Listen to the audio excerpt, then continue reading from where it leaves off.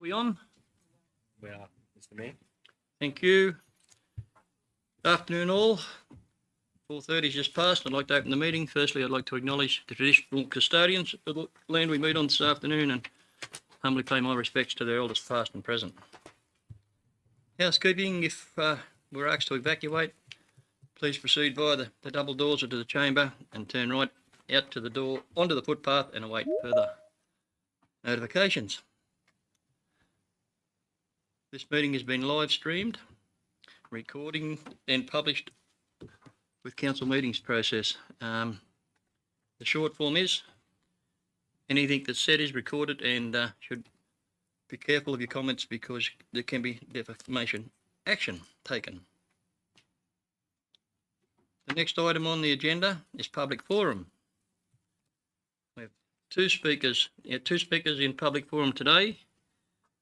The first speaker is Mr. Nathan Jackson for the motion on item 12.10-25/205, post-exhibition planning proposal and voluntary planning agreement for 2 to 20 Telegraph Road, Young.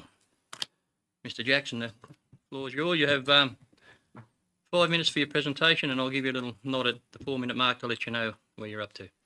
If I can get my phone organised. All good. Thank you, Mr. Mayor and fellow councillors, for your time and attention to our proposal for 2 to 20 Telegraph Road.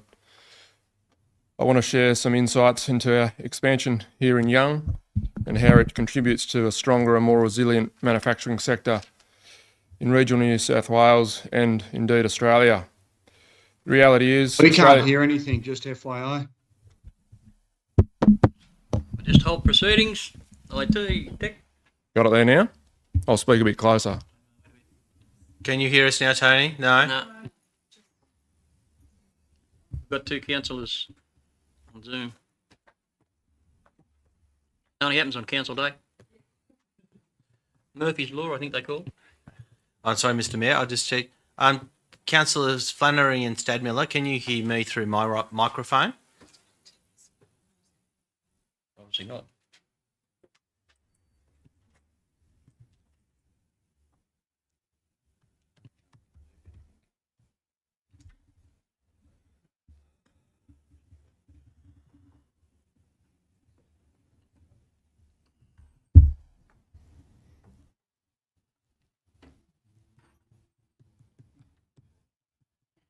So how are we going? I'm sitting here in silence. Anything happening or I'll just move on?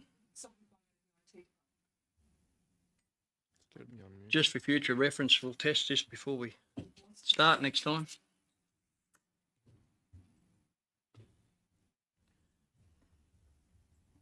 Sorry, Nathan, 5 minutes. You're all right. Yeah, no, I'll give it a go. I was going to say it's good to see a very happy and collaborative council chamber. So congratulations, Mr. Mayor. Well, Thank you. The councillors, the public can actually hear us.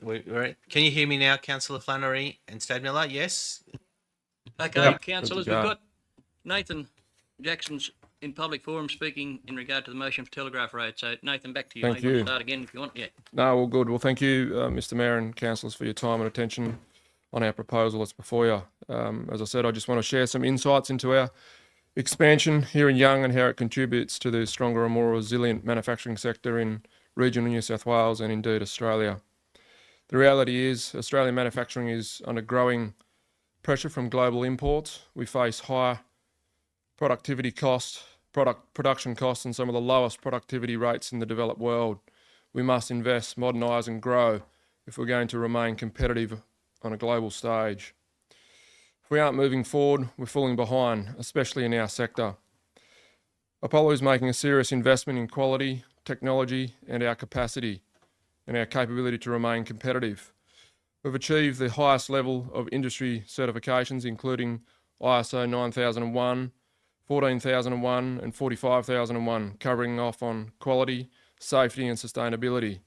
We also have a recent one called ISO 3834 for rigorous welding standards. We have the CC3 level certification to meet Australian standards for structural steel being used for critical infrastructure projects. We have level 3 in Steel Sustainability Australia, being the first in New South Wales to achieve this. We're also in the process of acquiring certification for Transport for New South Wales and the QBCC licensing for projects in Queensland. These certifications underpins our commitment to quality, reliability and sustainability, as well as our continuous improvement. We're actively bidding for and winning major projects that will support our communities and industries into the future. It's exciting to know that these projects can be and have been manufactured in the Hilltops region by highly skilled individuals that live and contribute to our region. Thank you to all our incredible staff who have made this possible. But in order to continue to support these projects and regional jobs, we need a facility that reflects that scale and ambition. This expansion will allow us to deliver on larger, more complex projects and meet tougher standards. It will also strengthen our sovereign capability, keeping advanced manufacturing in regional New South Wales and Australia. It's about building a future-facing business that leads, not follows. We respectfully ask for council support to support us in taking this next step. Let's give local industry the platform it needs to thrive, compete and grow right here in Hilltops region. Thank you for your time. Thank you, Nathan, for that. The second speaker tonight is Callum Jackson, speaking for the motion on the same item at Telegraph Road. Callum, please. Good evening, Mayor, councillors and community members. Thank you for the opportunity to speak to our application for 2 to 20 Telegraph Road. As you would well know, we've been working towards this for over 5 years and have invested considerable time, energy, funds and resources to develop a robust, thoroughly considered proposal backed by detailed investigation reports, a voluntary planning agreement with the council for improved things within the town, and the New South Wales government's gateway determination process. We remain firm in our belief that a move to upgrade and expand our production facility on Telegraph Road is the best and only course of action, not just for our business, but for Young and the Hilltops region, and the flow-on benefits it will have in terms of jobs and local investment. Young is home to Apollo. Our people, we've been here for over 20 years. We've been building more than steel structures. We're building careers and real opportunities for local people. And you can see some of our apprentices here in the stand today. We currently employ over 70 people. They're all highly skilled and highly paid people as well, just by the way, and including 15 apprentices and trainees. We actively support both school leavers and mature age apprentices. We partner with local training providers to skill and develop regional talent. We participate and support community and regional initiatives. Our expansion plans are not about growth for growth's sake. It's about ensuring long-term, secure jobs for local people, as Nathan has alluded to. It's about enhancing our environmental management and our site amenity. The community has strongly supported our planning proposal, particularly the business community. We're asking for your support to enable us to build for the future with a sustainable, well-designed facility enhancing the Eastern Gateway to Young, investing in local people, local skills, and the future of the Hilltops region. Thanks very much. Thank you for your presentation. Very good. The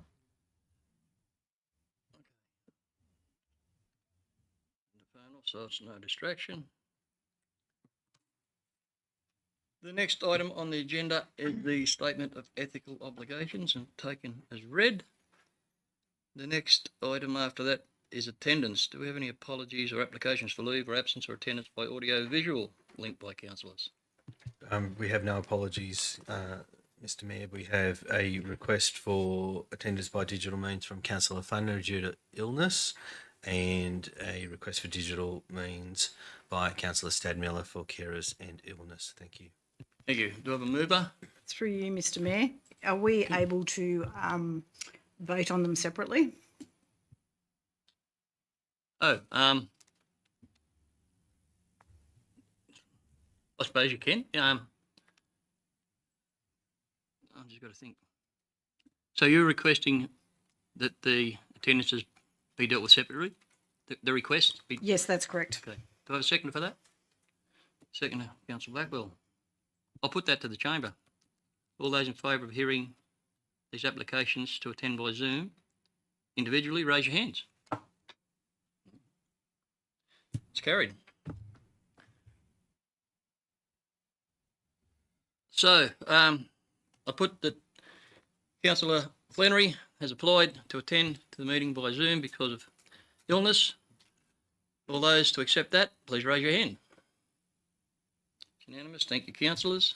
Councillor Stadmiller has requested to attend the meeting via Zoom due to illness and health issues. All those in favour, raise your hand. Those against? That's carried. Thank you, councillors. Through you, Mr Mayor, is there an option that we could possibly help Councillor Stadmiller attend a meeting by way of, transport, taxi, something like that to help him out? Councillor Gallo, that's probably a matter that could be dealt with in another forum, another matter completely actually, in regards to health and transport and his ability to travel in the night time. So that might be best left to another forum. But thank you. Okay. The next item on the agenda is the expressions of sympathy. I would ask everyone to be upstanding, please, while we take a moment's silence for the following: Colin Ellison, Lester Shiva, Fergus Prairie, Jeffrey Hines, John Cook, Alma Paulini, Murray Aston, Valda Munn, Peter Quinn, Maxwell Barrett, Patricia Croker, Guy Mears, Evelyn Hardy, Mark Norton, Thomas Brown, Charlotte Keane, Raymond McCormack, and Kelly Harris.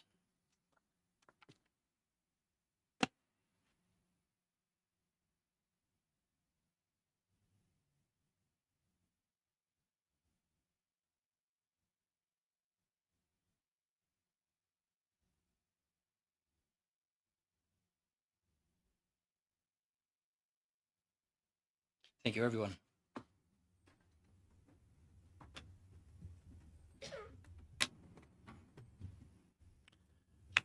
Okay. Next item on the agenda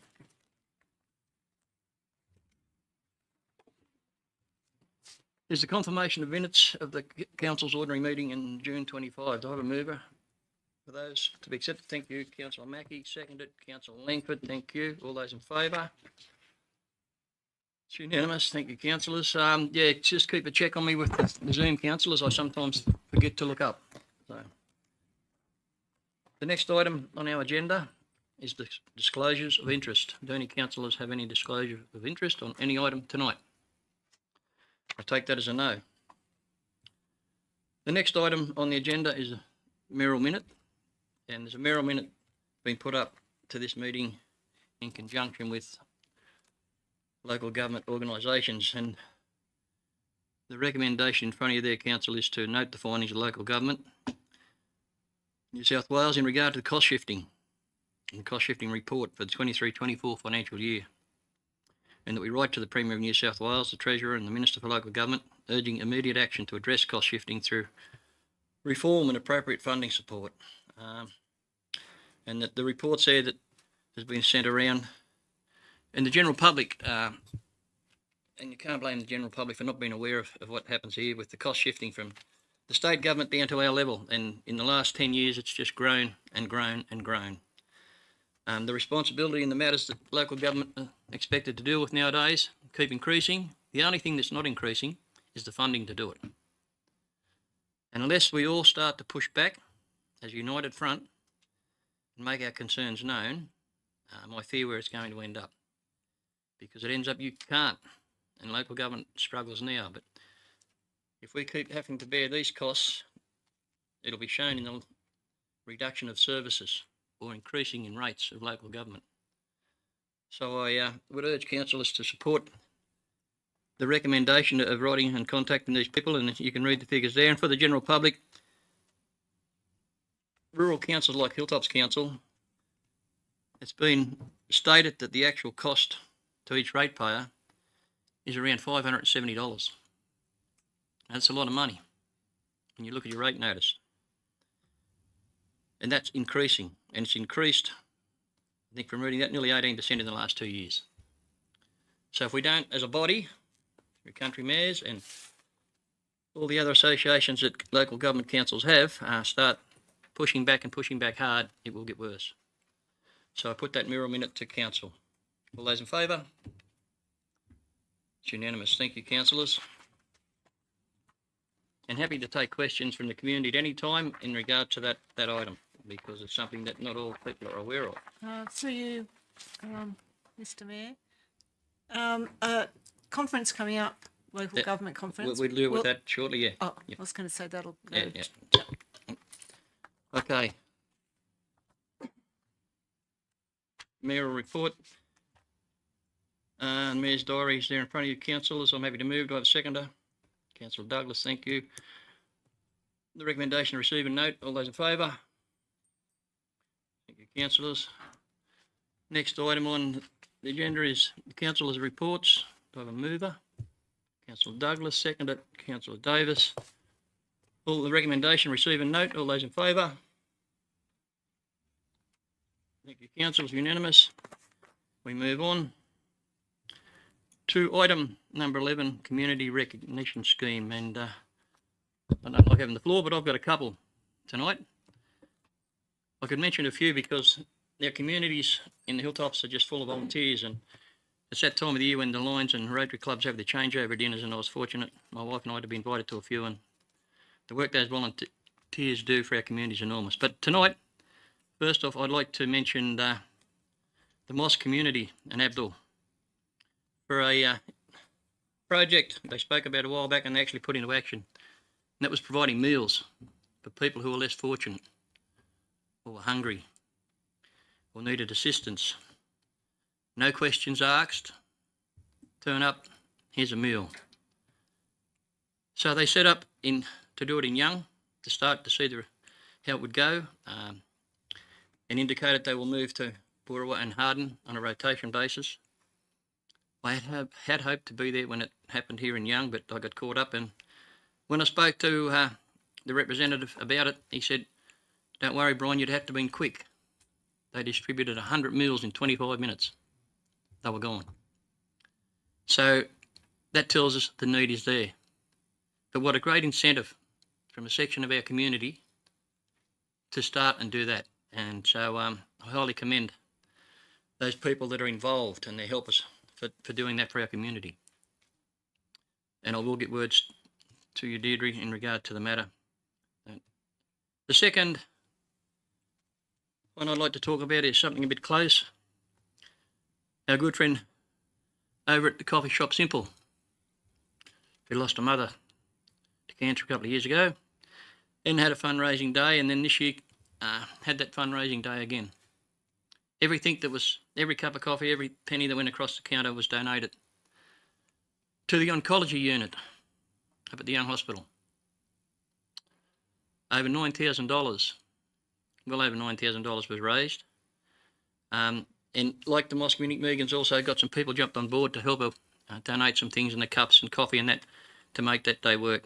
For someone to go out of their way and raise that amount of money for a unit that I can personally speak very highly of is a tremendous effort, and she will be receiving a letter of recognition for that. So I would ask someone to second those.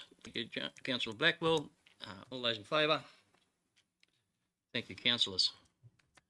Mr. Mayor, could I also include a community recognition?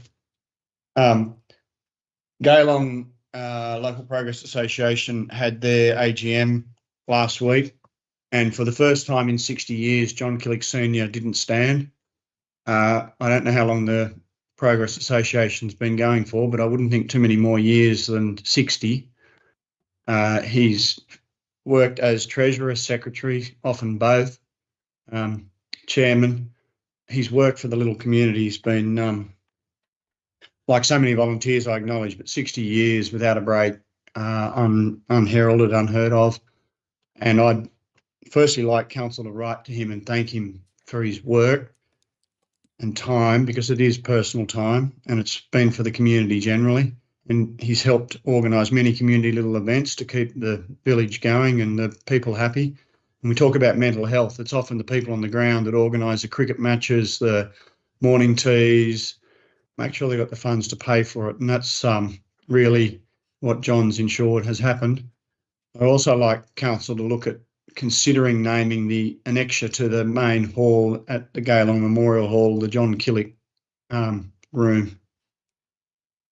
If I could move that. Mr. Thank you, councillor. Do I have any other recognitions before I move them in as a lot then?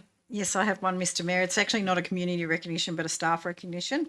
I would like to acknowledge the hard work that both Georgia and Eamon from the Hilltops Youth Action Group have done over the last school holidays. They've gone above and beyond to organise amazing courses and movie nights, nutrition workshops, barista courses for the kids of Hilltops. I take my hat off to them for putting so much effort in. It's not just a job to them. They go above and beyond.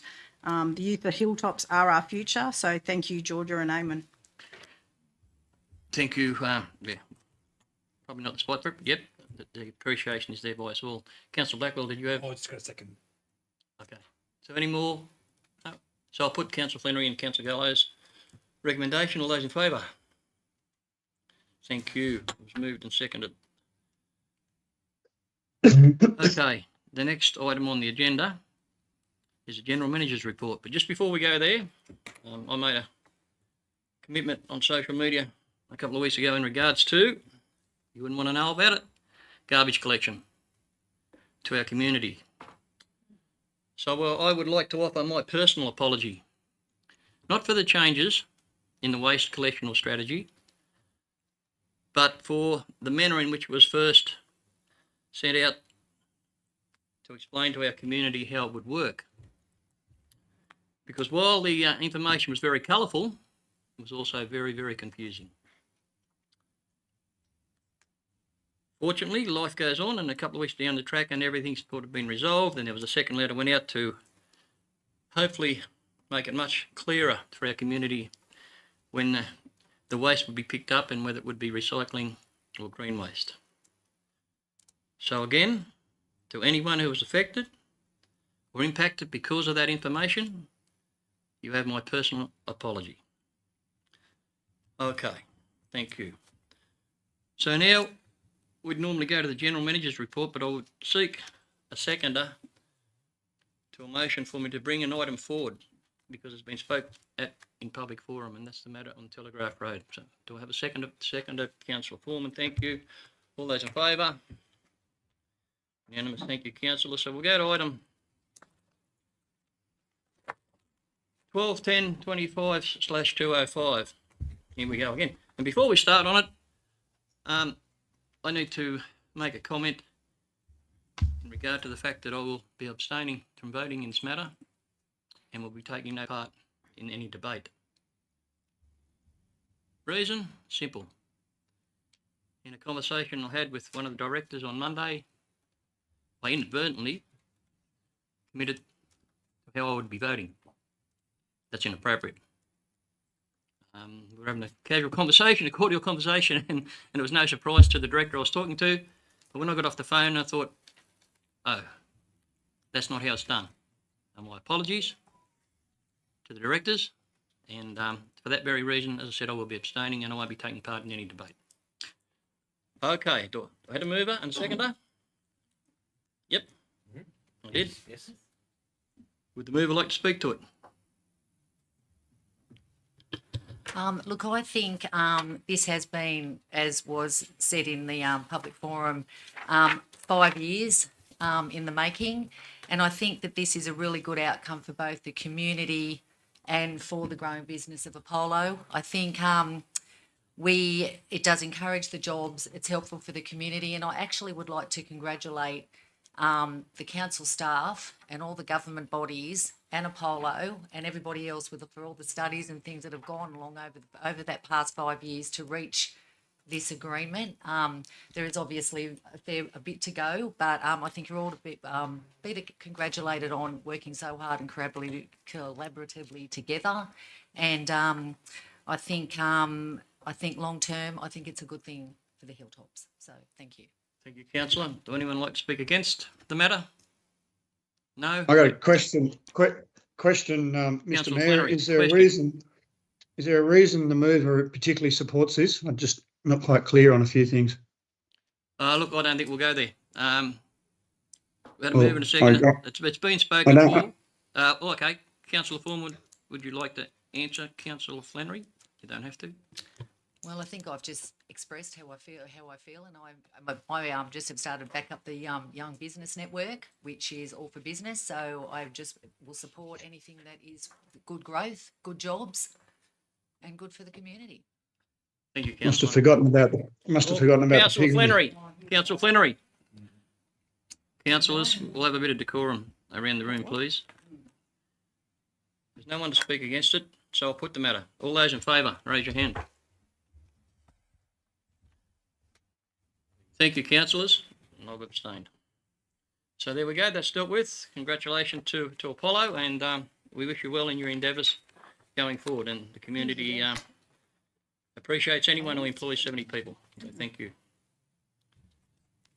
On that note, I'll hand over the General Manager's report now. It starts with the executive meetings attended it. Do I have a meeting? Do I have a mover and a seconder? Councillor Blackwell, Councillor Douglas, all those in favour? Thank you, that's unanimous. Takes me over to item 12.2, 25.197, Local Government New South Wales Annual Conference. Reports here, councillors, and the recommendation is to authorise the Mayor with voting rights and General Manager to attend the conference, and we need to determine one councillor delegate to represent council as well, with voting rights if someone wishes to do that, and consider motions to be put forward to the LGA Annual Conference before 30th September 2025. Do I have Question for the Mayor. Question, please, Mr. Mayor. Yep, you're right, councillor. Yep. Just That a doesn't question matter. for the General Yeah, Manager. Councillor Stadmiller, just hold on a second. We just had some disturbance in the room here for a minute. Thank you. Councillor Stadmiller, the floor is yours. Yeah, just a question for the General Manager. What's our budget on this? Because it, although it can turn into a day where we don't get through all the motions, it is good from a networking point of view and for councillors to learn more about other councillors and what's going on and networking and so forth, a little bit like how we're going to partner up with Canterbury Bankstown in the future. So just wondering what the budget was, because I'd be interested in attending, even if it was a non-voting delegate. Through you, Mr. Mayor, we allow for the two councillors, being the Mayor and one other, each and every year, given it's the voting rights, as well as myself for the purpose that you've stated. If you wish to attend the conference in a non-voting capacity, you do have the opportunity to avail yourself of the money budgeted for you under the councillor expense policy, which includes conferences as well as professional development. Thank you, Mr. General Manager. So on that note, do we have anyone volunteering to be council go? We've got Councillor Davis and Councillor Blackwell have both put their hand up. Okay, councillors, now we come to a vote then. All those in favour of Councillor Davis attending, please raise your hand.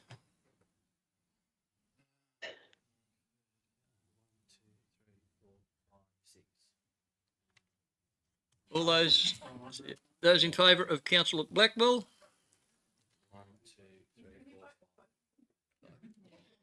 Councillor Davies, you're it. You're the guide. So we will need a move in a second before the motion. Beg your pardon? We'll need a move now for the motion. I thought I had. No, No, we don't have one. no, that's right, because I need to vote. Yep. Yep. Okay, councillors, and we back on the track, councillors. Could I now have a Mr. mover? Mayor, whilst I won't do it here, I would like to put forward a motion about the Yeah, wait, the I've got to get a extent- mover and a seconder first for the item. Now, I'll moved move. Councillor Flannery, seconded Councillor Douglas. Councillor Flannery, Yes, I'll need to work with the director, but I'd like to put forward a motion regarding LLS funding and the absolute rubbish they put in forward of our staff to try and apply for funds where it's nothing to do with the job they're doing or the outcomes they're trying to achieve, and all about box ticking and wasting council's precious time. yeah, no, it's a good point, Councillor. We attended the biosecurity meeting the other day with Councillor. We were there, and it's another scenario where the expectations are getting more, but the funding's getting less.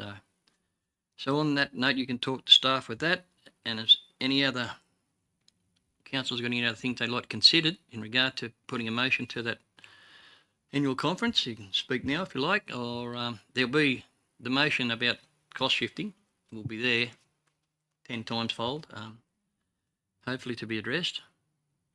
Other than that, I'd put the recommendation with it included that Councillor Davis is the other councillor with the voting right to attend the conference. So all those in favour of that, please raise your hand. Thank you, councillors. Item 12.3.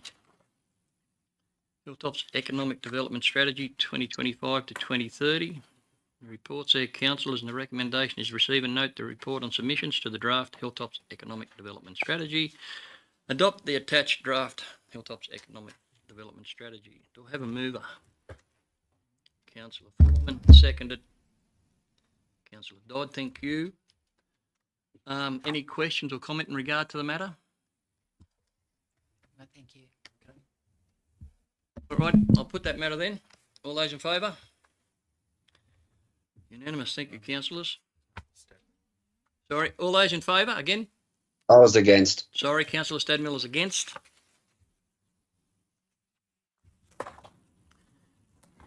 Now, we've got a number of policies. How many run in a row? 1, 2. Oh, there's 2 more there, but anyway. We might as well do them separate. Right.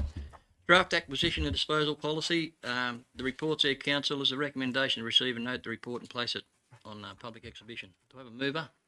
Councillor Blackwell, seconded. Councillor Langford. Any questions in regard to that policy? All those in favour? All those in favour? Thank you. Unanimous.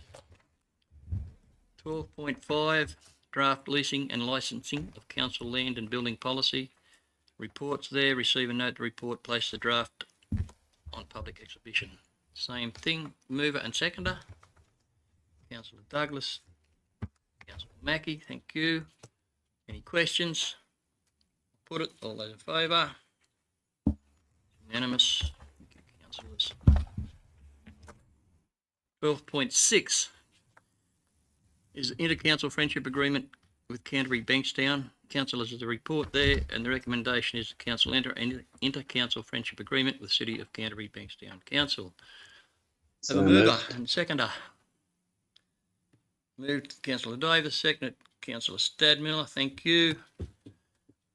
Anyone like to talk or comment in regard to the matter? Speak for it. Or Not for, but questions. question? You can question. Councillor. Thank you, Mr. Mayor. So we have a letter here written by you to the to the Mayor of Canterbury Bankstown Council, which is from the 9th of December.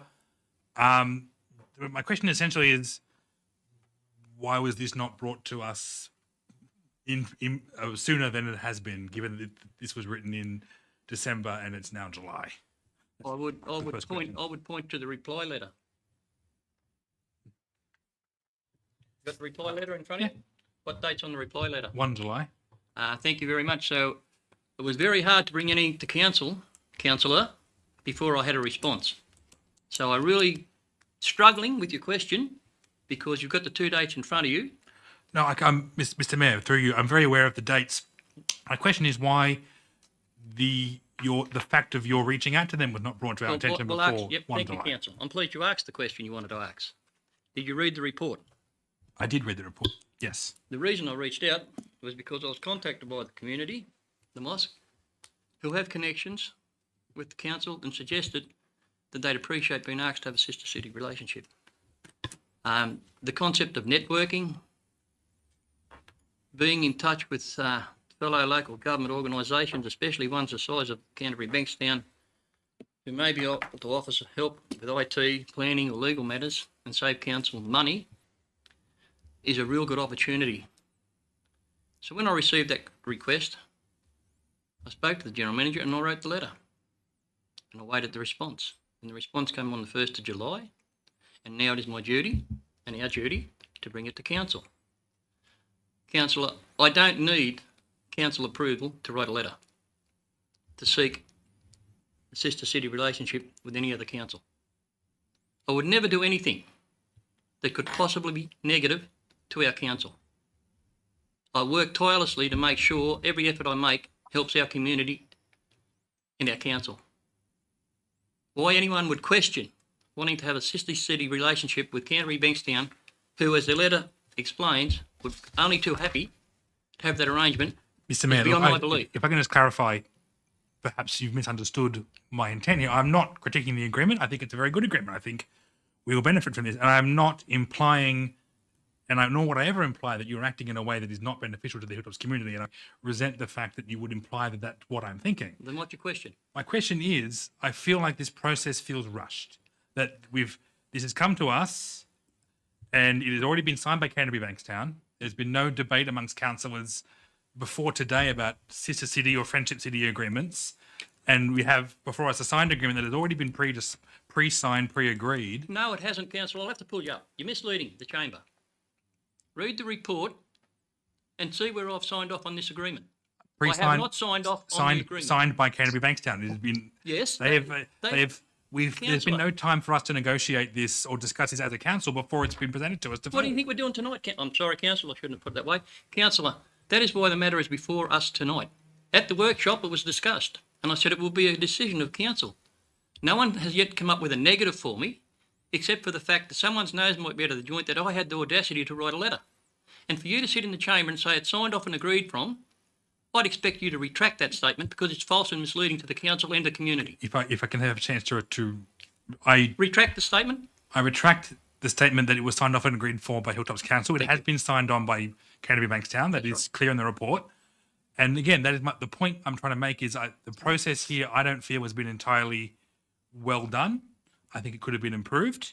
And again, while I'm very supportive of the agreement, I'm just wanting to express a concern that this could have been handled a little bit more seamlessly, a little bit better, and given us some more time as councillors to engage with the idea before it is sprung upon us now. Again, I'm going to vote for this amendment and for the motion, and I'm speaking for it. I've got one more question for you. Is it my integrity you're having doubts about? No. Thank you. No, I need to Mr. make Mayor. that very clear. I'm merely saying I have great respect for your integrity, Mr. Mayor. You've been a fine mayor. All I'm saying is the process as it has been handled in this situation could have been improved upon. That is all I'm saying. Okay, thank you. Look, I appreciate that, and I'm just going to say one more comment on it. The process happened by being approached by people to suggest we might have a sister city relationship. I wrote a letter. No response for a fair while. You have read the report and read the dates. The reply was finally came back, signed off. They're happy with an agreement.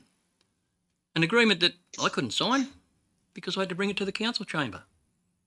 So we put it in a briefing paper. So everyone knew about it a couple of weeks ago, discussed about it and said, we'll come here tonight to be debated. There was councillors asking me questions about it at the time.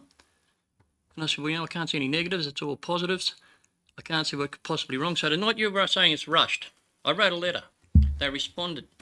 As soon as they responded, I brought it to council's awareness in a briefing a fortnight ago to be brought to a council meeting tonight. So you've had 2 weeks to think about that. You've had the business paper to confirm that since Thursday. You still think the process is rushed.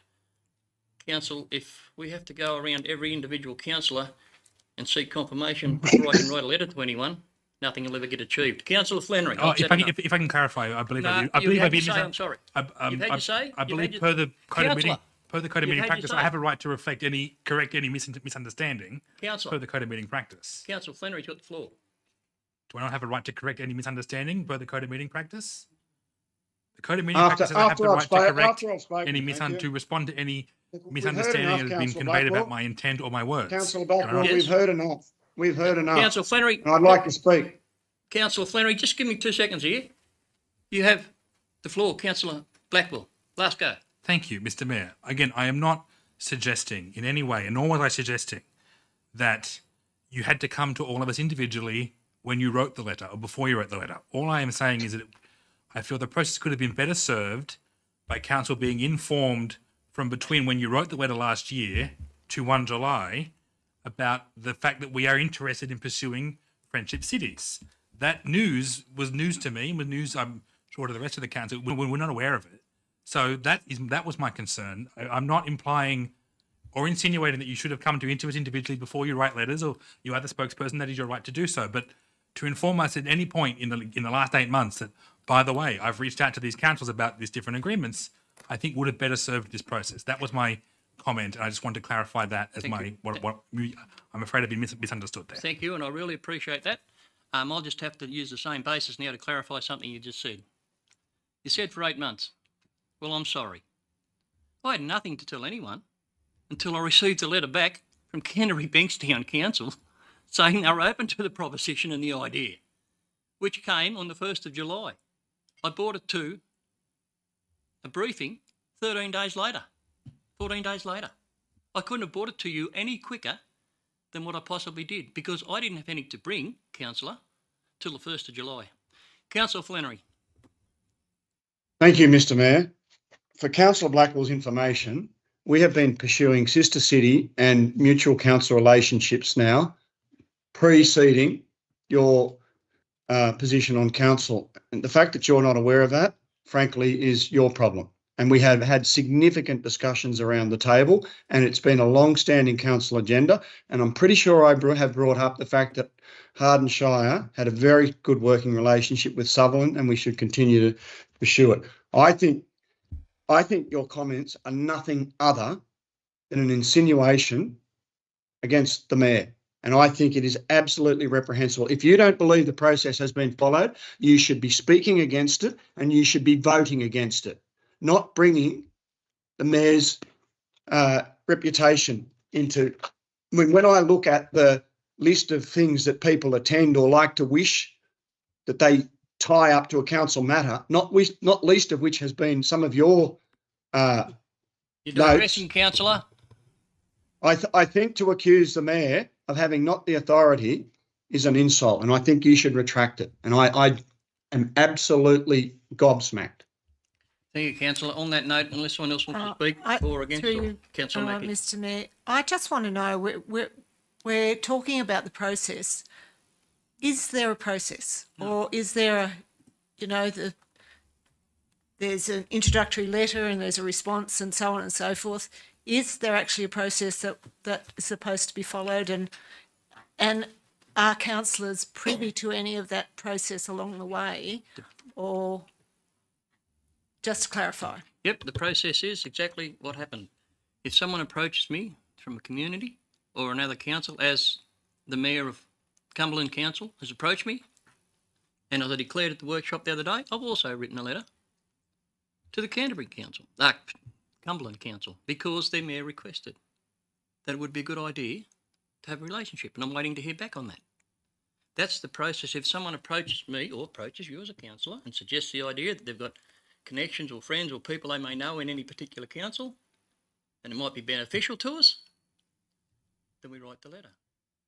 There's nothing to report until I get a response, or council gets a response to say yes, they're interested or they're not interested. And then if that letter came back and said, no, we're not interested, thanks, but anyway, that's the end of the matter. There's no need to bring it to council for whatever reason. But the process, there's no process set in paper or documentation anywhere about how this occurs. It's a word of mouth. Someone asks someone, would you like to do this? Would you like to send a letter? The Mayor of Cumberland had coffee with me. Would you like to send us a letter? That's the process. And as I said, I don't want to have to say it again, I brought it to council's attention as soon as I could when I received the response. The 1st of July, it was at a workshop a fortnight later. To talk about in the briefing, knowing full well it was coming to council tonight. So go there. There's no, Councillor Mackie, I'm sorry, there's no, you know, Can I ask then, in hindsight, would it have been more transparent perhaps if there had been some even, you know, some cursory discussion about what the process might have been, considering, you know, this is dated December? Just, you know, maybe to eliminate anyone's questioning If councillors are about not the happy, process. councillors are not hang happy on, voting Councillor on Flannery, stuff. we'll just get back to a bit of decorum. All right. This is probably just for new councillors too. I'm just saying, no one really knows. I fully So- understand. I fully understand. I'm going to hand to the general manager because I can't explain it any simpler or clarify it any more than I can clarify it with my words. Through you, Mr. Mayor, the process, because it's not a frequent event, let us say, we have our sister city relationship with Langsale, and as Councillor Flannery has indicated, Hardin did have a relationship with Sutherland. I will say we have followed that up, and they're not availing themselves of that opportunity at this point. However, the sister and friendship city policy is quite clear that the process undertaken by the mayor is, if a request is made, an offering or an opening of communications is established, and as it clearly says in the policy that was only recently re-adopted by council, in that the process is that any decision to enter into a relationship is done within this chamber. There's it's as simple as that. So the process is that it's brought. If there's any other layer of policy or procedure that you'd like to see, maybe not tonight's the forum, but we can certainly have a discussion about a process that you may be interested in undertaking. Thank you, Mr. Mayor. Thank you. So any other conversation before I put the matter? Not that if anyone's Canterbury Bankstown watching, they're probably not interested anymore. Councillor Stadmiller. Mr. Mayor, I'd just like to see it go ahead, and thank you for your work on it. And it's a shame that we're arguing at the moment about making friends or trying to. So thank you for doing this. Thank you, Councillor. All those in favour, raise your hands. And lo and behold, it's unanimous. Thank you, councillors.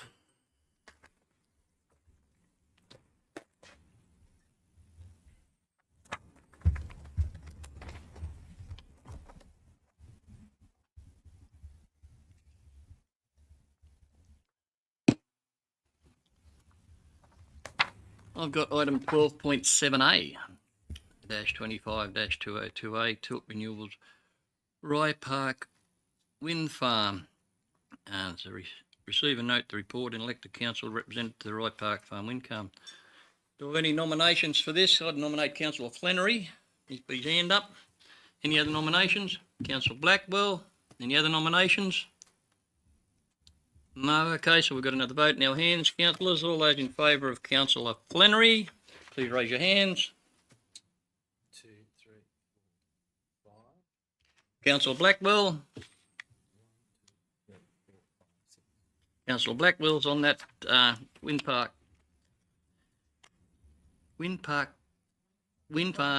community consultative committee. And I hope I don't have to say that again. All those in favour of that, please raise your hand. Sorry, we need a mover and second. Didn't I have a mover and a seconder for the actual Councillor Douglas will move it. Councillor Mackie seconded it. Thank you. All those in favour of that, please raise your hands. Those against? That's carried. Thank you. So I've got 12.7A. Have I got a 12.7? Yes, you do, Mr. Mayor. Where would I find it? There we are. 12.7. -25-202 Information System Status. Report there, Councillor, and the recommendation is receive and note. I'm after a mover and a seconder. Councillor Douglas, thank you. Councillor Blackwell. Have any questions in regard to the report? If not, I'll put the matter. All those in favour? We're voting, gentlemen. All those in favour? Against? Councillor Stadmiller is against. Thank you. Item 12.8, cash investment and unrestricted cash report. Again, I'm after moving a seconder. Councillor Blackwell, seconded Councillor Gallo. Thank you. Questions? Statements? Thank you, and I'll put the matter then. All those in favour? Unanimous. Councillors. Item 12.9, 25/204, outstanding rates and charges, sundry debtors report. Move a seconder. Councillor Blackwell. Councillor Flannery seconded it. Any questions in regard to that report? Yes, Mr. Mayor, just a question, a clarification on that report, outstanding rates and charges. Yep. It says the charges for the 2024-2025 financial year as at the 30th of June 2025.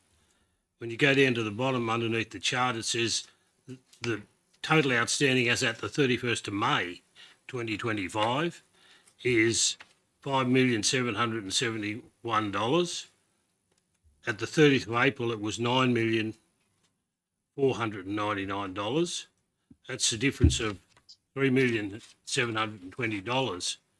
Is that figure as at the end of June, or is the final figure the end of May? Through Mr. Mayor, the figures in the table are the June figures, and just for comparative purposes, we list the month before 31st of May. So the table is June, which is what we're reporting to you, and you'll find that those May figures, if you were to look at last month's report, they were the month's figures in the May report. So it's just a comparison, so you can see, for example, water usage charges we have outstanding. Well, they're okay. They're the same. They're right. It's a little bit of difference, but they're much the same. Okay. But well, if it's okay, it's not very well explained. That's all for me. I mean, we don't actually add up the all the figures that are there in the chart. It just says the 31st of May. It says up the top the 30th of June. And we haven't actually got the 30th of June figures yet. Through you, Mr. Mayor, for example, the water usage charges, for example, the following table showed the water use as at 30th of June. 1.6 million is the total, which is Burrahudden and Young, and the total outstanding in May is 0.8. And under rates charges, the following table show the rates and other charges debtors aging as at the 30th of June 2025, and there's the table, and then there's the outstanding of May. So maybe we could have a conversation offline about what the question is.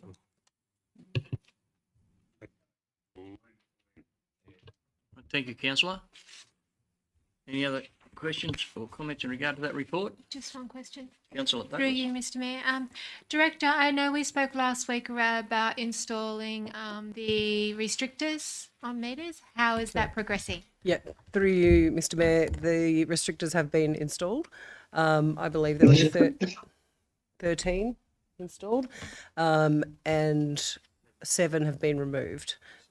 Oh, sorry, 7 remain. Okay, yeah. So some people have paid a lump sum or have entered a payment arrangement, and they are also charged the fee to have that removed. Yeah. Well done. The push continues to reduce those numbers. So, yep, pay your water, people, or we've got to cut it off. Okay, and some other questions in regard to that report. I'll put the matter. All those in favour? Unanimous. Thank you, councillors. So 1210's been dealt with. So we jump over 200 pages in one go and go to 1211. And it's the Hilltops on-site wastewater management policy. And there's a report there, councillors, and the recommendation we approve the policy for public exhibition. Do I have a mover and a second? I move it, Councillor Foreman, seconded, Councillor Blackwell. Questions in regard to it? Yes, I have a question, Mr. Mayor. Councillor Douglas. I'd like to put forward an amendment to the wording of the policy. I would like to see the 250 metre buffer kept. And if 100 metre is required, then water and soil testing be completed first. So through you, Mr. Mayor, as you've seen from the policy, the major change was to upgrade our policy to align with the on-site wastewater management guidelines that were released in April this year. And so within those guidelines, if you go to page 330, there's at the top of that page, there's that box and table there where we explain the reason for the buffer is that there is a variety of buffers that are in place, and there's a thing called table 4.2 in the guide that sets a minimum distance, and sort of the maximum minimum distance they have in that guideline is 100 metres. And so that's why we're setting our policy at 100 metres. Now, and so that's why we're recommending that to be the minimum. In terms of Councillor Douglas's suggestion, this is to set the threshold. So if you're going to go inside that, then there's a development application activity involved with that, and that's where we would pick up there's issues around ensuring that the water quality in the soil is able to take that more intensive activity closer to where the on-site wastewater system is. So we're recommending to follow the guidelines that are in the plan. If you were to make it larger, you'll essentially be creating a compliance cost for applicants that then they would have to wear to be able to get their approval. Through you, Mr. Mayor. Director, so just to clarify that if you wanted to have a wastewater next to groundwater, you would still need approval and soil testing would still be conducted. Absolutely, that's the case. So, Councillor, in reference Yeah, I'm to- happy with Yeah, that then. Okay. Yeah, thank you for clarifying that. Any other questions to the Director? I'll put the matter. All those in favour? It's unanimous. Councillors. 12.12, draft Hilltops place naming policy. Do I have a mover and a seconder, please? Councillor Blackwell.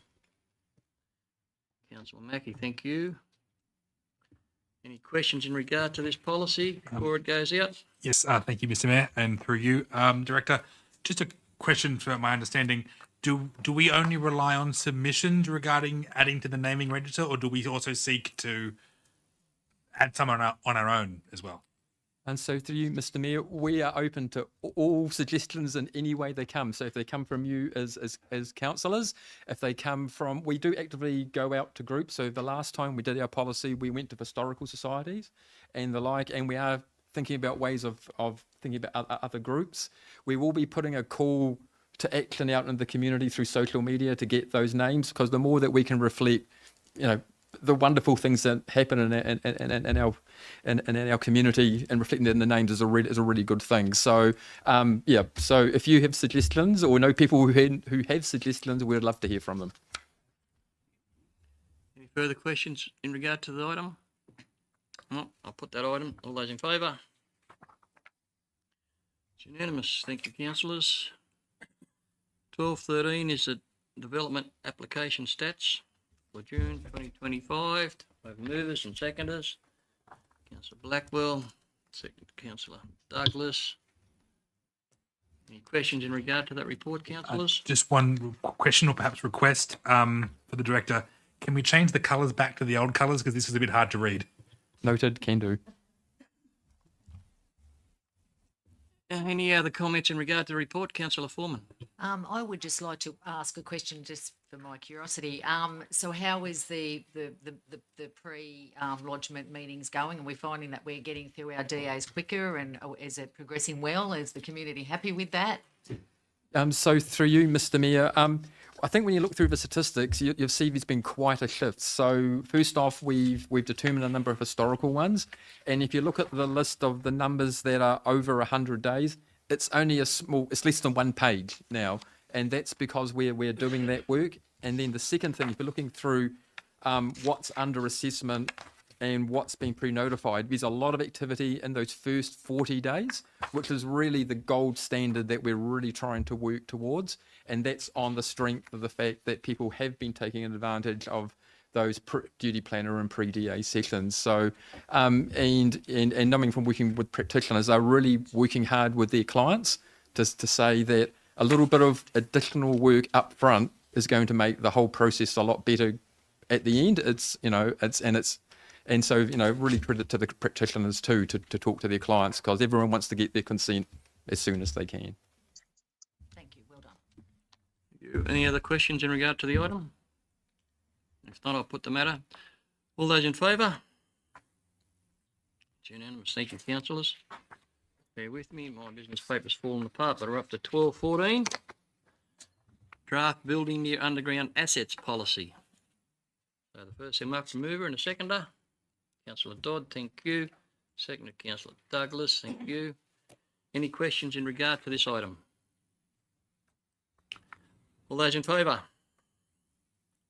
Unanimous. Thank you, councillors.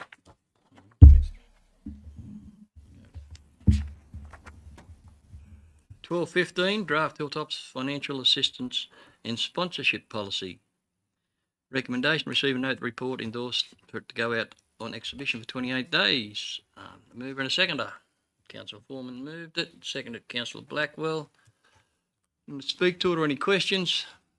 I just do have one question, maybe just a slight amendment to it.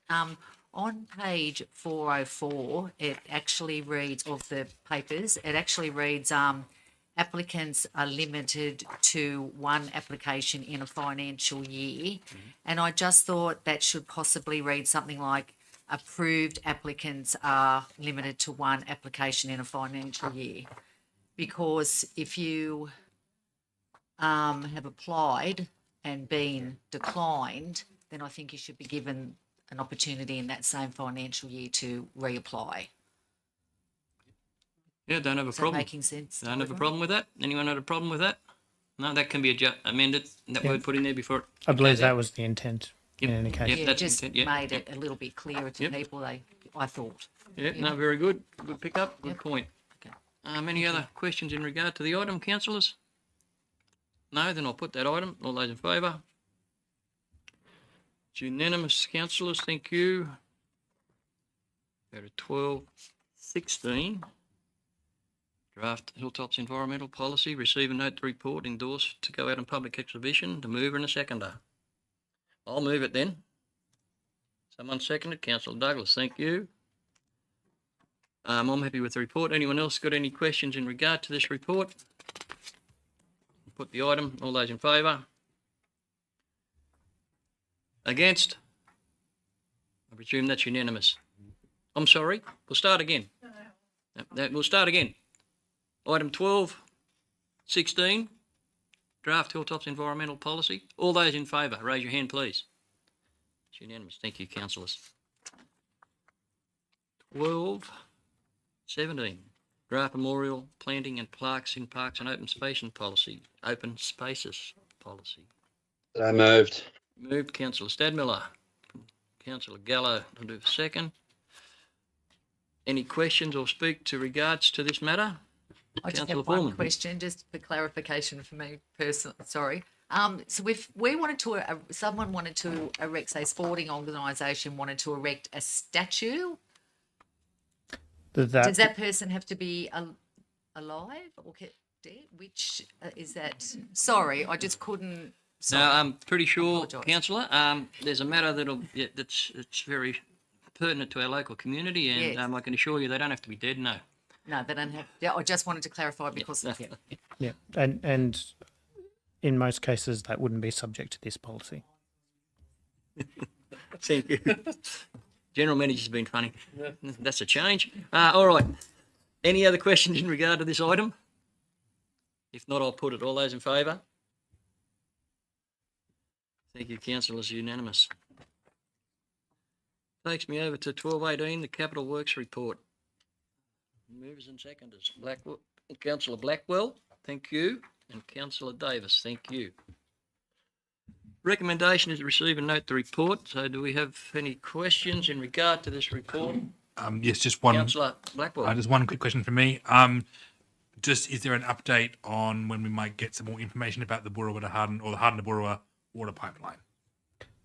Yes, so we've actually had an extension of the funding for the extension of the project to shovel-ready status, the environmental assessment and design work. So we are just taking the time to make sure that we get it just right, and expecting to release that, I believe, in September or October. Great, thank you. Given prior experience, I'd make that February next year. I'll just see how we go. We live in hope. We live on hope, yeah. Noted. The Councillor Flannery has a question. Yes, Mr. Mayor. There's a significant amount of funds in the Gaylong VPA for the village as a result of the contributions made by Greymont and predecessors.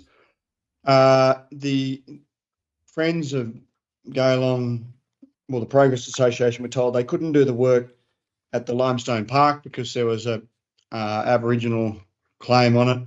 They then moved their sort of key project to being Friends Park, and that Friend Park, and that it's after the Friend family who used to own Bobra. It's not for people who like each other, probably both.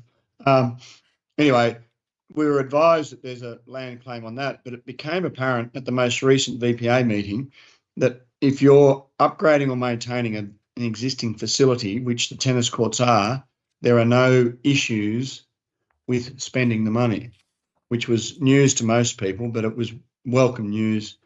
So the only comment I've got is that project's on hold. The Gaylong Progress Association are going to revisit their priority plan, but for that to progress, it needs to be included in the current budget. So the question is for the GM, I guess, should they vote at the next Progress Association meeting and say they're willing to have the money spent there because they don't have too many options as to what they're going to do to make the village better, given the trucks that go through and the noise they put up with? What would need to happen to have that money forwarded and progressed into this year's budget? Through you, Mr. Mayor, I believe they can request that. I'll just pass to the director for the process for what Councillor Flannery has asked. Well, just to be clear, I'm not asking whether they can request it. I'm asking what we as a council, if they said yes, they want to proceed, then how does that fit in? We would obviously have to call for tenders because we're the custodians of the money. How, in our general work program, what would be the process or program? Yes, so through you, Mr. Mayor, should the Progress Association decide that is a priority for them, and I believe that's what the Limestone Mine VPA committee has asked of the Progress Association, then the VPA committee would recommend to council that work be funded. Council would then be asked to adopt that. Having adopted it, it would go through council's normal project management processes. So we would scope it out, call for tenders, presumably given the likely value of the work, and proceed from there. So it is possible that it could get underway this year, whether... Yes. Okay, thank you. Thank you for that, Councillor Flannery, and thanks the Director for the answer. Any other questions of the Director on this matter? Just one through you, Mr. Councillor Mayor. Douglas? On page 448, you have Thornhill stormwater upgrades at 145% of budget. Was this a known over budget? Yes, so that's not over budget in the sense of the budget adopted by council. It's I believe still within the budget allocation set by council. But as with a number of the projects set out in this capital works report, we report a particular road or a component of the capital budget and one of those components may be over, another one may be under, but in balance, they get much closer to the budget. And through Mr. Mayor, they're all within the former LGA areas, so the road networks within each area, and it's ensured that the overs and unders stay within that area, just to make sure that you're not going to stop and 90% of a job done for 10% to shut down, etc., and then have to come back and do it. You'll do the work, and then you'll find savings somewhere else. Thank you. I just wanted to clarify because it wasn't just a 5 or 10%, which you would normally expect. It's a 45%. Thank you. Any other, Councillor Flannery? A question. Well, there's two. One a question and one request. What does FCB stand for under funding source? And can we get just a list of the acronyms of the funding source? I mean, I know what most of them are, except I've forgotten what, or I don't know what FCB is, and I'm sure some of the new councillors probably don't know all the acronyms. Through you, Mr. Mayor, yes, we'll provide the meaning of all of those acronyms. Must apologise off the top of my head. I can't think of that one. Oh, fixing country bridges. So. FCB. Okay, thank you for that. And I have seen a list of them acronyms somewhere once before, but anyway, it's hard to follow all the time. Any other questions to that report? If not, I'll put that report. All those in favour? Thank you, councillors. Unanimous. 12.19 is the operational works report. After moving to seconder. Don't be shy, councillors. Councillor Douglas and Councillor Langford then, okay? This time, any questions in regard to that report? Councillor Flannery. Councillor Flannery will go first and then Councillor Foreman. Councillor Flannery. There was significant storm damage to Garama Road in the February 11, I think it was, storms. The director advised when work is likely to be undertaken on it. I can't see it on the list. I don't know that it's maintenance grading or whether it's capital. I couldn't see it listed under the capital and the grant funding, and also the bottom end of Fairview Road, likewise. Yes, through you, Mr. Mayor. That work is likely capital, being managed through the capital program, as most of our storm damage work is. That's managed through a process of claiming the cost of that work from the state government under the disaster funding arrangements. So we'll have to come back to you with a program for those two roads, but be assured that it is in the program. Another question for you, Mr. Mayor. Has work commenced on McMahon's Reef Road? I'll have to take that question on notice. Sorry, I don't know. Okay, well, it was in dire straits back in April, and I know I had a conversation with the director and I think the general manager saying that it was getting to be untrafficable. I've had a number of complaints, and I was advised that when we rolled into this financial year, it would be on the action list. So if you could follow that up and provide advice. The other comment I would like to make, I did complain to the director, and I think I provided footage to the director and the general manager back when we had 6 or 8 mils, might have been April, of one of our dirt roads, and the water was all running down the middle of the road. And the director, I think, reviewed the road, and the road was regraded and reformed. And I drove down it this morning after 25 mils of rain, and there is, other than the absolute verges, all the water's clearing out. So I'd like to commend the director and the staff for the work they did, and I mean that earnestly. Having said that, when I got onto Heathfield Road, it was like driving through some of the war-torn countries. Thank you, Councillor Flannery. You had everyone excited and the room was silent. Thank you. Councillor Foreman had a question, I believe. Just a question regarding Millvale Road from the 50-kilometre sign and in between Millie Lane. There's been white paint on the parts of the road there that are mounded, or I don't know what you actually call that, but they sit quite high. There's white. Any timeline on fixing that section of road? So I would say that those markings are for heavy patching, which would be reported in the capital works report. I'm not sure exactly when that will occur, but I can bring that back to council. Actually, really quite bad now. Everyone's swerving to go around that section of the road. Okay, thank you. Thank you, councillor. Any other? Councillor Gallo. Just Back Creek Road between Huntley Road and coming into Kingsvale. On the bend, there's actually the road has got divots and everything. There's a lot of signs that have been there for quite some time, probably over 12 months, but there's been no repairs done to that area, and it's quite dangerous because people try and miss the potholes. You're on the other side of the road and there's cars coming around the bend. So I can't see it scheduled for any works at any time. Thank you. Again, I'll have to No worries. bring that Thank back you. to council. Anyone else? Well, you're a bit unlucky with that pothole, councillor. I'll just point out what I noticed in this report of unsealed roads are the maintenance. And we've filled a total of 8 potholes. 2 of which I know were in Petticoat Lane. On the little dirt section up the back end of Petticoat Lane, it says there.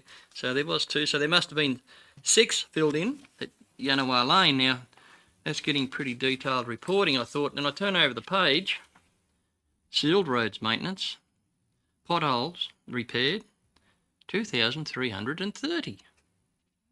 How many staff do we have doing that job? So to you, Mr. Mayor, we have 4 crews doing pothole repairs with dedicated equipment. Usually we've got 3 of those 4 crews running due to sickness and other things. So that works out to between 4 and 5 potholes an hour. 115 a day. It would be? Yes. On Across the 3 road, crews, yes. Yeah, that's... Beg your pardon? Across 3 crews. Across 3 crews, yeah, I heard that. Yep. Yeah, no good. I'm a bit amazed with them numbers, and they could go from, what did I say, unsealed roads, 8 potholes. We have 1,500 kilometres of unsealed roads, and 2,330 obviously on bitumen roads. Maybe I should have explained that first. The point might have been missed by some. I haven't missed it, and I'll be looking for it in the next report as well. So thank you for that. Okay. Director, is more a statement than a question, but when you put those 2 numbers there, it just doesn't add to me. But anyway, anyone else got any further questions or statements in regard to that report? Then I'll put that report. All those in favour? Thank you, councillors. Now I think I've lost. Now where am I up to? We are at page 4, 6, 5. There we are. Yep, I've got it. Excuse me, councillor. It's all on the bar. Which is 1220 media releases and Office of Local Government circulars. Do I have a mover and a seconder, please? Councillor Foreman, Councillor Douglas, all those in favour? Thank you. Takes me to 1221. Hilltops Council Gaylong Limestone Mine VPA Steering Committee minutes. And the recommendation is that council receive and note the minutes. Move Councillor Foreman, thank you. Seconded Councillor Davis. Yeah, right. I was going to take Councillor Mackie. Okay, any questions in regard to that matter? No. All those in favour? Unanimous, thank you. 1222, Hilltops Council Local Traffic Advisory Committee meetings. And the recommendation is to receive and note, and all items recommended be formally adopted and placed on Council's action and work lists. Adopt the draft terms of reference for the Hilltops Local Traffic Advisory Committee as requested. Do I have a mover and a seconder? Moved Councillor Foreman again. Councillor Dodd was a seconder. Anyone like to speak to that matter or questions in regard to it? So Councillor Flannery. Yes, through you, Mr. Mayor, but I don't know that anyone can answer it. Given the 80 kilometre an hour zone heading west from Harden continues right up over to Mondrel Hill and down to the overtaking lane, which is on the right-hand side of the road, or the eastbound overtaking lane. And then there's probably 500 metres to what most locals consider to be a very dangerous bridge, the William Bradford Bridge. If RMS are not going to do anything about providing funding to upgrade the bridge, which they don't seem that they're going to, despite the fact that one of their key responsibilities is make sure everyone's vehicles are safe. I don't know quite how they fit hand in glove. I've got to take trucks to them, make sure they won't cause accidents, but they're happy with the bridge. Perhaps we should get the 80 km/h zone extended to the other side of the bridge. There's a suggestion to take to the traffic advisory committee's next meeting, I'd say, councillor. Yeah, for sure. Valid point, because we know they're not going to take it off, so we might as well extend it. Okay. Any other comments in regard to that report, then, councillors? Staff take on note Councillor Flannery's suggestion. Yes. Yes, thank All right. you. Okay, I'll put that report. All those in favour? Unanimous. Thank you, councillors. 12:23. Committee reports requiring no action. So Mark Remover and a seconder. Councillor Moved Blackwell. with a question, though. Yep. Seconder. Councillor Douglas, thank you. Councillor Blackwell has a question. Just a quick question for the director, only because I'm on one of these committees. Whether we need to add an amendment to also endorse the Rail Trail Oversight Committee's terms of reference. I'm not sure we've done that yet as a council. Through you, Mr. Mayor, I don't believe we need council to endorse the committee terms of reference. They're just for noting. Yeah. That's all. Thank you. Thank you, Director. Any other questions in regard to that report? Nope. I'll put that matter then. All those in favour? So it's unanimous. Thank you, councillors. 12:24, being the action summary report. Note the status of the action plan. Mover and seconders. Councillor Douglas, thank you. Councillor Gallo, second this time. Thank you. Any questions in regard to that report? I'll put the matter. All those in favour? Unanimous. Thank you, councillors. I'll turn over at the page here I got. Yep.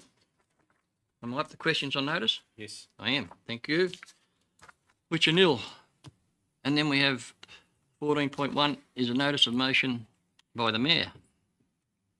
So councillors spoke at the briefing in regard to this matter, and the report's there, the purpose of the report, and the motion is that we reduce the financial assistance sponsorship by 50% to $50,000 annually and allocate the remaining $50,000 to a discretionary fund for community benefits. The background, as I explained at the briefing, and I'll touch on it again, is despite it going out a couple of times last year, we only received allocations, requests for allocations that added to just under $50,000. Now, what you need to consider with that $50,000 is that 27,000 of that $50,000 was pre-committed by council to areas that contributed annually. So in actual fact, we got requests for just under $23,000 worth of projects from the community. So this has happened, not the first time it's happened, and it's just been let go on. And I thought maybe it's time to have a look at how we deal with this, because the policy which we just passed earlier tonight can sometimes, overbearing is the wrong word, but it makes it hard for some of these organisations to qualify for that funding, because you have to have bank statements, etc., and people who have been on those committees understand that because of the policy, some organisations and some groups miss out because they don't qualify, which is unfortunate because some of those requests come from areas that are really worthwhile, but you have to say no because you don't meet the standard of the policy or the timing that we allocate the funds.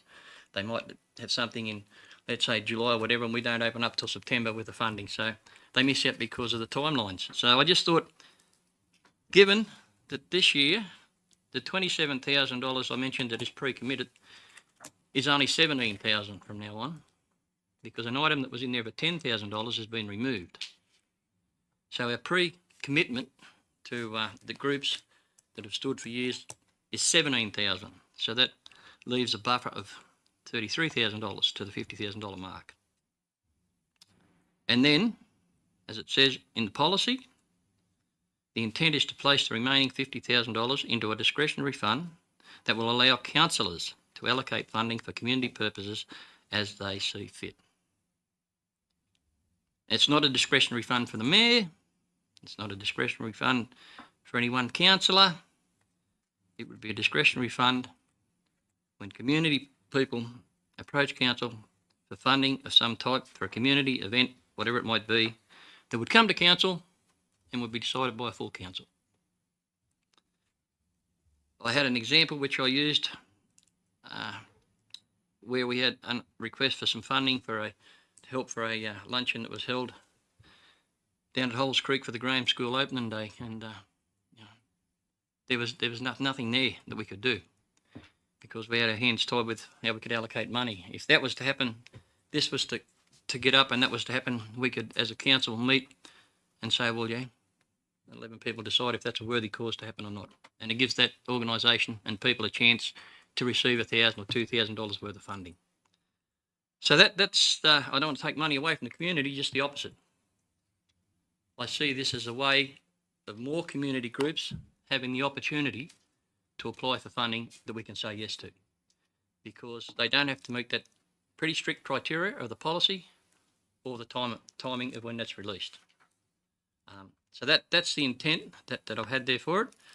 I've said enough on it. Through you, Mr. Mayor, can I just clarify for everybody that, so if we have an event, a councillor has an event, they bring it to council and we vote upon it. So it's not, like you said, just drawn through from a fund. It actually has to come to council. The intent is to place the remaining $50,000 into a discretionary fund that will allow councillors to allocate funding for community purposes they see fit. Thank you. Thank you. Yeah. It's Through you, Mr. Mayor. So questions? Yep. Can I ask if that still sits under that limit of 2,500? If the discretionary fund becomes a reality? That would be, when you use the word discretionary, it would depend on the councillors at the time and the request, and if what they ask for, they might ask for, and we do it with a policy now setting, they might ask for $5,000 and the committee might say, oh, no, I don't think about five, but we might give them 1.5.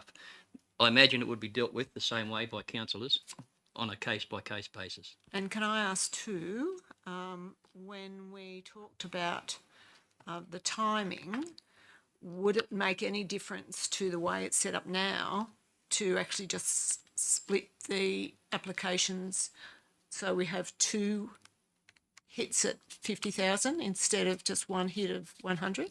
We've had a couple of goes where it's gone out a couple of times and come back and still under. So it just seems to be, and the reason for that, is because the policy, the way it states now, the only reason it was extended mostly over that mark was because there was organisations allowed to ask for the money that had a bigger bank balance than we had. So there were some measures taken and a policy put in place so that couldn't happen. And the idea and the concept of the fund from back in the former Young Council days was to help small groups, small amounts that were community minded and did things in the community, not clubs that had poke machines and et cetera. So that was the purpose of it. And we've been out a few times over the last few years, a couple of times, and there's still money not there. And that money just disappears into the big bucket. I don't want to see that happen. I want to see the 100,000 fully utilised in the community. $50,000 under the program and $50,000 at the discretion of the councillors of the day. So that's my intent of it. There's no reduction of money. As I said before, my aim is to make sure that it makes more community groups eligible to get some of this funding. And that's the entire basis of why I put it there. So happy to take questions or anyone want to speak against the matter or for the matter. Councillor Dodd. Yes. Giggling. Thank you, Mr. Mayor. I'd actually like to speak to defer because I believe there was actually only one round last year. And I think we need some accurate numbers around this because previous years it's been oversubscribed. And I strongly agree that we need to review these things all the time because situations change, and I know we have other ways that community groups can get funding in some areas of Hilltops now. And so I think it is a really good idea to review the amount of money that goes out for this. But I'm reluctant to reduce the 50,000 because in previous years there's been more than 50,000 over the year. Last year, I'm pretty sure we only did one. I went back, could not find another one because usually that first round would be around September, and of course we had the election. So I think last year we only had the one round. And so I'd just like, if we deferred, maybe we could get some clarification around the actual numbers and whether or not it has actually been that I think it has been, there has been more people applying in previous years. I think the policy now restricts so that we are only giving it to community groups.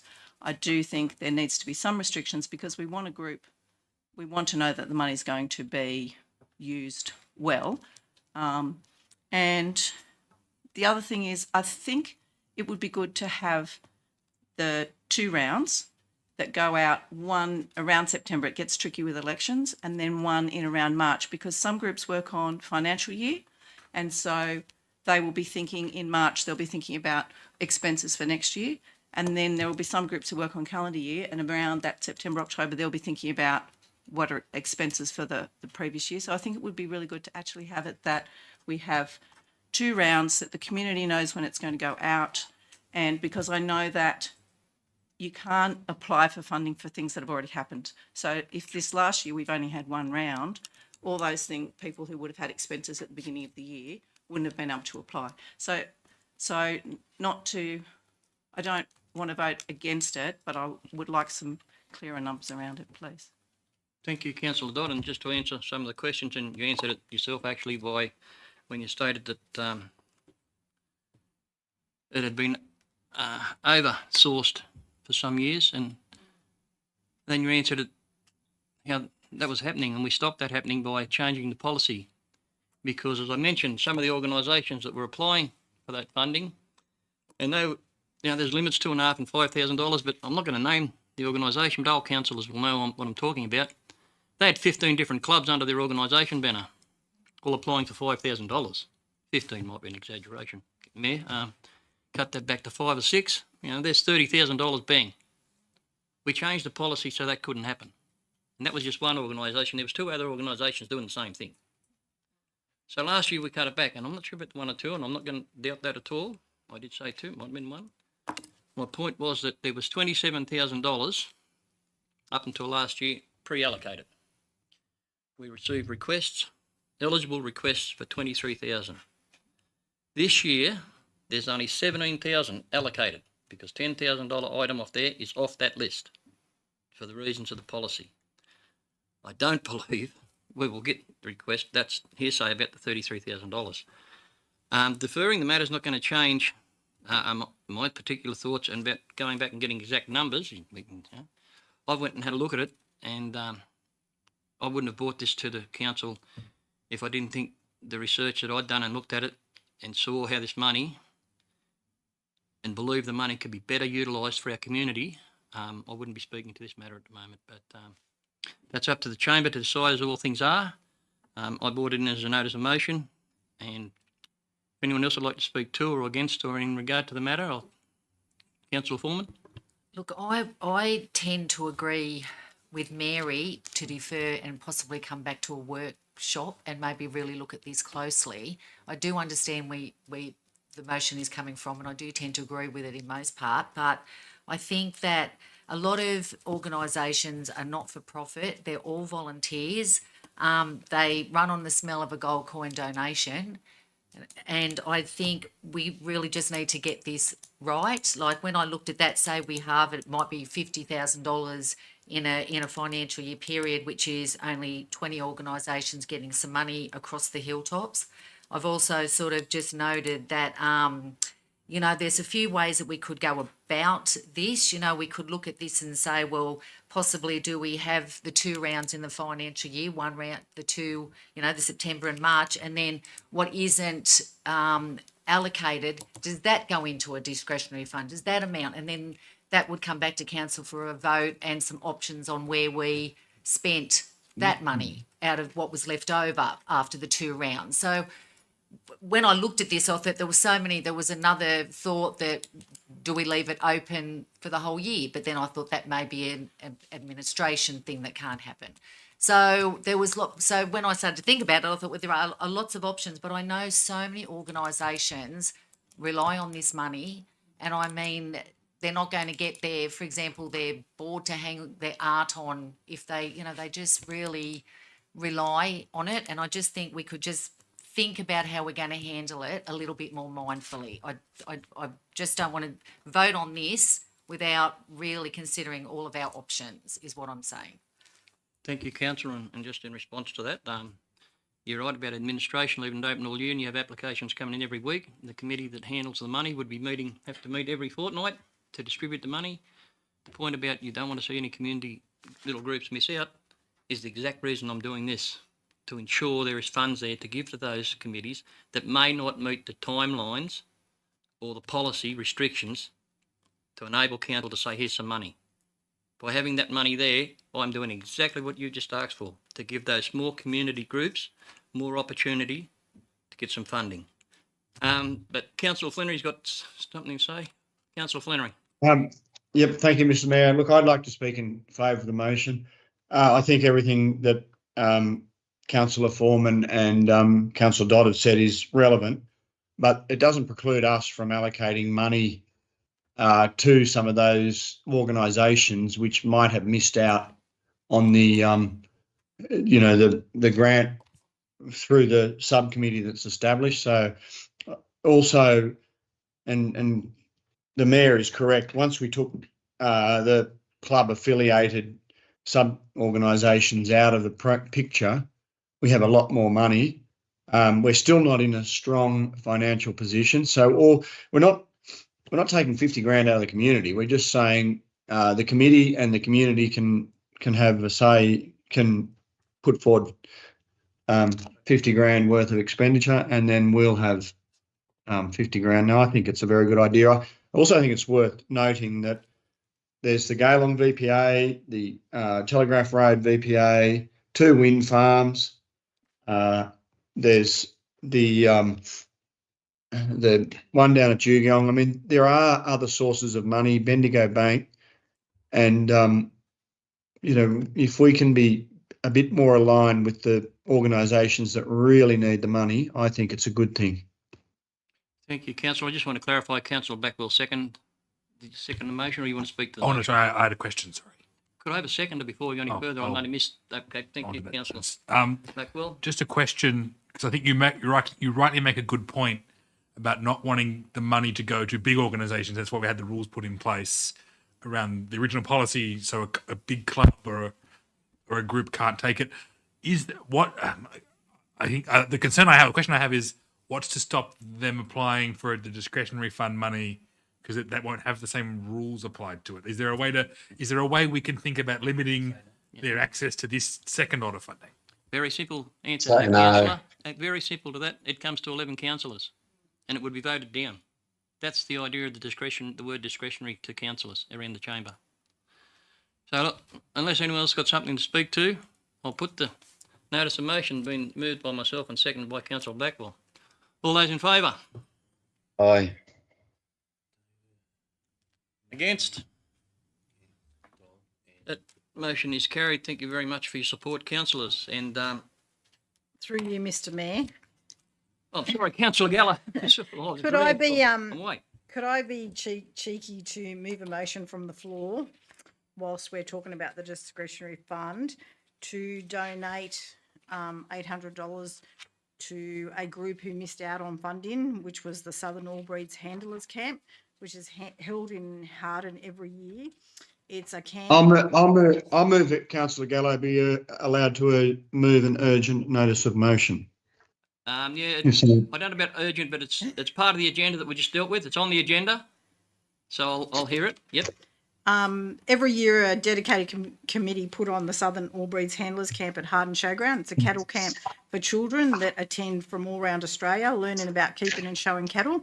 It's a huge success every year with approximately 150 children that attend. Last year, they applied for a grant and were through council and were able to secure $1,000, which they haven't been able to do this year. So they do have a gold sponsor for $800, which I'm asking council if we could get some support, please. I'll second that. Okay, we've got a mover and a seconder. So in regard to question, that. if you And don't mind, you now know to find do Councillor we Foreman. get to see Councillor Foreman, bank statements for this now? How does this work? no, Councillor. Okay, let me try and clarify this from what I think, and if I'm incorrect, Councillor Gallo can correct me. This is a request to seek funding from the $50,000 discretionary fund that was just agreed on by council for a community event. The discretionary part, Councillor Foreman, just to explain how this came about, was to enable community groups to access funding without having to adhere to that very strict policy that we have. And that's the whole idea of why that $50,000 is now available discretionary fund. Well, can I just say that this is why, I mean, I can't go back to the last resolution, but this is why it was a good idea to defer, and I know it's been decided, but now we actually don't know how much money this organisation has in their bank account. That's not real. I don't want Whereas to speak. when we have the sponsorship money, we do. Thank you. My understanding of the matter, of the fund that's just been created, the discretionary fund for councillors to allocate, is up to the 11 councillors at the time to decide if the event, the community event or the community project that's been put to council to seek some funding out of that is a worthwhile community event. Now, I'm going to pass back to Councillor Gallo to just finish off explaining this is for children. I understand.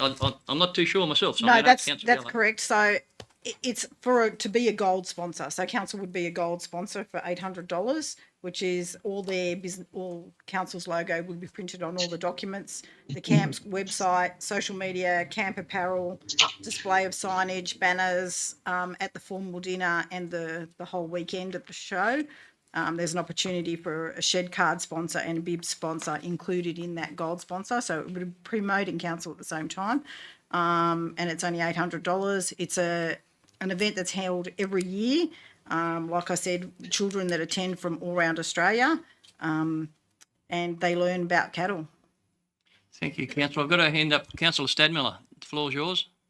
Mr. Mayor, you may disagree with me, but I regard it as out of order. It's not on the agenda, and at least we'd need a letter from the All Breeds group for the next meeting to state that they want the money, wouldn't we? Or is this just going to be willy-nilly? Because I'd like 10 grand for a poll for the former residents of the Harden Shire to de-merge too, but are we going to bung that on next? Like, I think we need a bit of formality to this. Thank you, Councillor. The point is, it is on Council's agenda, the distribution of Council's financial assistance sponsorship program, and we just split that program in half, so it is on the agenda. So if it wasn't on the agenda, like the matter you just mentioned to me, I would have to seek a show of hands in the council chamber to have a majority to have that entered into discussion. Then, as the chair, I would have to decide if it was an urgent matter. Now, I'll ask Councillor Gallo again, because I'm not completely right over this. When is this? There must be a reason why Councillor Gallo's moved it tonight. When is the date for this? Sorry, it's the end of August. Is it after our August council meeting or before it? Before. That answers It's the like question. a week before. That answers the question why it's on the table tonight. And I I'm guess. happy to get them to email council something tonight, tomorrow, first thing.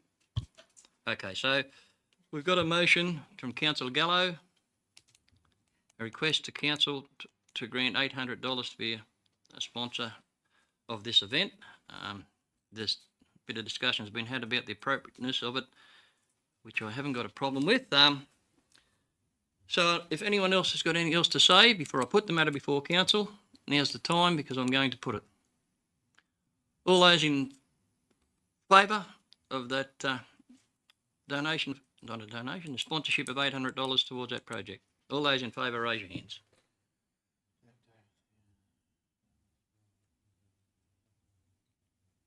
Against? That is carried. And just save the Mayor $800. Thank you. That was my next statement. We go on to item 15. Correct, confidential matters. Could I have a mover and a seconder that we move into confidential move? Councillor Blackwell, seconded Councillor Dodd. All those in favour? Thank you, councillors. We now go into confidential. If anyone would like a break, now's the time to ask.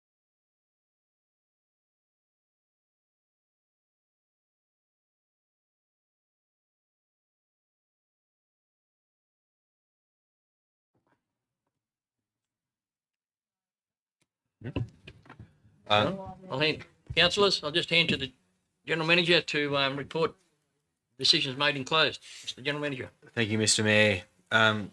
Report 15.2 25/222, appointment of nominated members to the Hilltops Council Companion Animals Advisory Committee.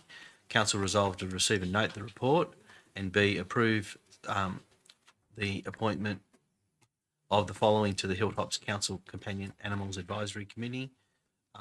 Mayor Ingram and Councillor Gallo as councillors appointed by the council, and the relevant people as residents and local animal professionals.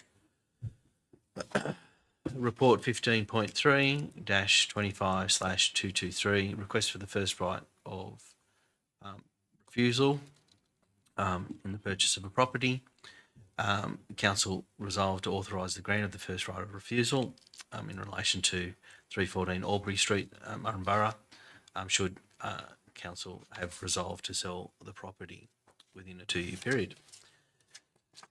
Report 15.4-25/224, proposal to close an area of unformed Council Lane Road off Mackenzie Street, Young. Council resolved to support the closure of the area of unformed Council Lane Road located adjacent to lots 1189 and 1296 DP 754611 off Mackenzie Street, Young, under the provisions of the Road Act 1993. B, advertise a proposal to close the area of unformed Lane Road, as I previously mentioned, and invite submissions. C, close the area of the road and create a title provided that no submissions are received. And D, vest the land in council as operational land upon the closure in accordance with the provision of the Roads Act 1993. And finally, report 15.5-25/225, General Manager Performance Agreement, Annual Review of Performance for the 24-25 review period and priority settings for 25-26. Council resolved to note the outcomes of the annual review of performance of the General Manager, Anthony O'Reilly, for the 24-25 period, and B, continue work to achieve financial sustainability through implementation of the financial improvement strategy. Thank you, Mr. Mayor. Thank you, Mr. General Manager, and thank you, councillors and staff. And I'll now call the meeting closed at 6:31. Thank you all.